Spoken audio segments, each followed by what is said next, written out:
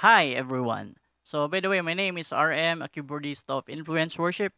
So today, akong itudlo sa inyo sa akong pag-play ang intro part sa Tuno sa Pagdayeg. Alright, here we go. Okay, ang first chord na to gigamit sa intro is G major 7. Okay, then nag-add ko dito og 2, which is ang A. 1, 2. Okay, then ang next chord is A/B. A imong right hand and then B imong left hand. Okay?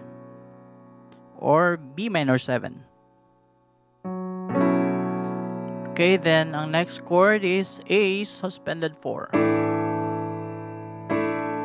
Okay, 1, 2, 3, 4. Gisuspend mo 4. Then ang next chord is B diminished / G sharp. Octave lang.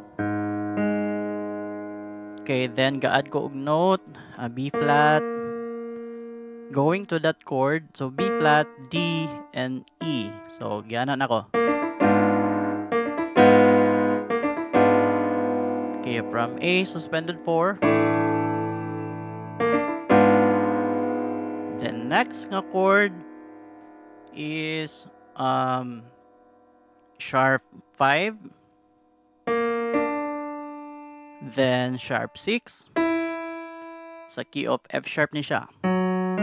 1, 2, 3. So, ang scale na to is 1, 2, 3, 4, 5, sharp 5, sharp 6. This is our 6. So, 1, 2, 3, 4, 5, 6. So, gi-sharp na to ang 6. Then, gi-sharp sad na to ang 9. Diba? So this is F sharp. So 8. This is 8. 1, 2, 3, 4, 5, 6, 7, 8. I mean, kini F. So 8 octave. Then atong 9 is G sharp. Then G sharp na to. So muna ang next chord. Okay? Sharp 5, sharp 6, and sharp 9. Key of F sharp. Sa scale sa F sharp. Okay? So, ato siyang balikon from the start. So, G, major 7, first chord, then A/B. Then next, A suspended 4. Then B diminished / G sharp. Then next chord, sharp 5, sharp 6, sharp 9.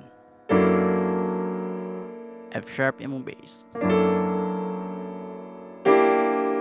Then down to G. Then back to G major 7 sa second nga repeat. Okay, ang second part is G major 7, balik. Then balik sa A/B or B minor 7. Then next is A suspended 4. Then diri nga part lahi na ang chord.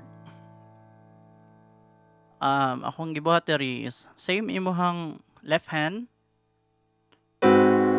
G sharp,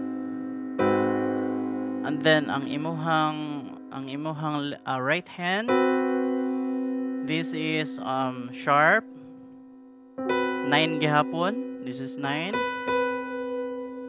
Then sharp 6, 1. So key of G sharp, 1, 2, 3, 4, 5, then 6.